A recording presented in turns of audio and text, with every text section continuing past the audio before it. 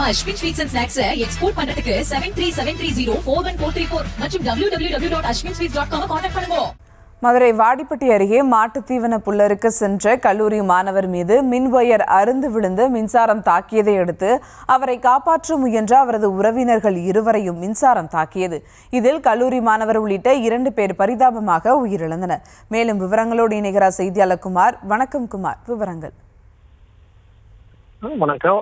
மதுரை வாடிப்பட்டி அருகே உள்ள டி நாராயணபுரம் பகுதியைச் சேர்ந்தவர் கிருஷ்ணன். 20 வயதான இந்த கிருஷ்ணன் மதுரையில் உள்ள தனியார் கல்லூரியில் BE 2ஆம் ஆண்டு படித்து வருகிறார். இந்த நிலையில் இன்று காலை அவரது தோட்டத்தில் மாட்டுத் தீவன புல் அறுக்க சென்ற போது எதிர்பாராத விதமாக தோட்டத்திற்கு மேல் சென்ற உயரழுத்த மின் கம்பி அருந்து அவர் மீது விழுந்தது. இதில் அவர் துடிதுடிக்கு அங்கே துடிதுடித்துக் கொண்டிருந்தார். இதனை கண்ட அவரது பெரியப்பா ஆதிநாராயணன் மற்றும் அவரது சித்தப்பா சின்னத்தம்பி ஆகியோரும் அவரை உடனடியாக காப்பாற்ற சென்றனர். இந்த நிலையில் அவர்கள் மீது மின்சாரம் பாய்ந்து துடிதுடித்துக் கொண்டிருந்தனர். இதனை கண்ட அக்கம் பக்கத்தினர் உடனடியாக அனைவரையும் மீட்டு அரசு ராஜாஜி மருத்துவமனைக்கு அனுப்பி வைத்திருந்தனர். இந்த நிலையில் சம்பவத்திலேயே ஆதிநாராயணன் என்பவர் சம்பவ இடத்திலே உயிரிழந்தார்.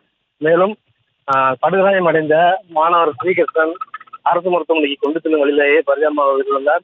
இதனைத் தொடர்ந்து அவர் சித்தப்பா சின்னத்தம்பி என்பவர் தற்போது பலத்த காயங்களுடன் மதுரை அரசு ராஜாஜி மருத்துவமனையில் சிகிச்சைக்காக உள்ளார். இந்த நிலையில் ஒரே நாளில் 2 பேர் அடுத்தடுத்து இறந்த சம்பவம் அந்த பகுதியில் பெரும் பரபரப்பை ஏற்படுத்தி வருகிறது. எனினும் வாடிப்பட்டி போலீசார் வழக்கு பதிவு செய்து வேறு ஏதேனும் காரணம் உள்ளதா என விசாரணை நடைபெற்றுக் கொண்டு வருகிறது. விவரங்களுக்கு நன்றி குமார்.